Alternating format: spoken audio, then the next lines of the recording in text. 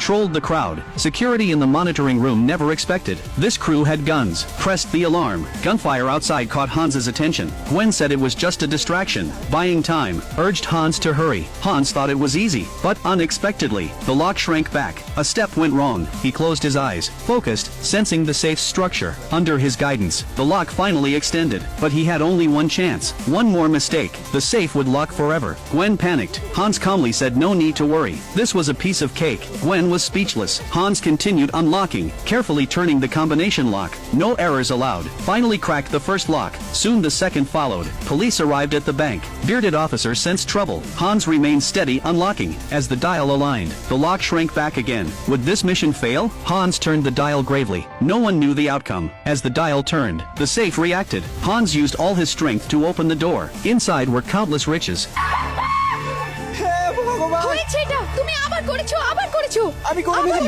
They cheered uncontrollably, then hugged tightly, having faced life and death. Intensely, their bodies pressed together. Fortunately, Karina stopped the scene. Awkwardly, they acknowledged the hacker. Brad received feedback in the lobby. Escaped police returned to the truck. The other two ran amid chaos, carrying 2 full bags of cash. Brad urged them to hurry. They tossed bags in first. Brad grabbed Gwen's hand, pulling her up, helping her aboard, then reached for Hans. Hans jumped onto the truck, but Brad cruelly pushed his hand. Hans fell off. Gwen couldn't believe it. Watching them go, Hans's heart shattered. The man cursed on the street. Police sirens cut through. Hans had to run. Panicked, reached a bridge, spotted a woman's bike, passed casually, grabbed it. Unluckily, it was locked. Police chasing. A nearby young man had a bike. Hans shoved him, pedaled furiously. Police pursued in a car. Hans even wore a helmet. He rode through streets skillfully, escaping, but was flung out. Police spotted him again, driven by survival. He continued fleeing. A train caught his attention. Checked no police were behind. He changed strategy, dropped the bike, ran alongside the train, jumped onto it, finally saved his life. Exhausted, he returned home. No 2 women waiting at the table, even lights on. He didn't notice them. As they thought how to get his attention, he appeared again. Surprise!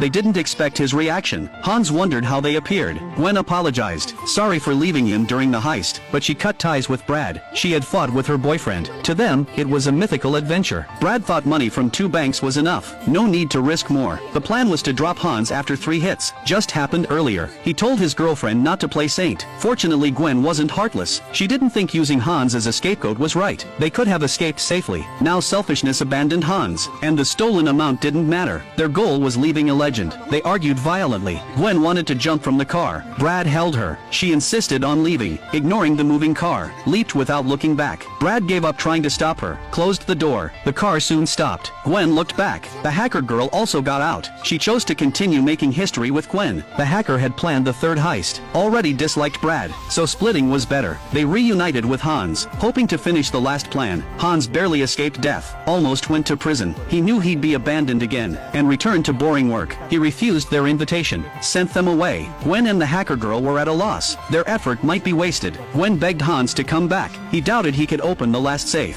Errors in the second heist were obvious. The difficulty of Siegfried was higher. Seeing Hans agitated, Gwen encouraged him to create a legend. She believed he could succeed.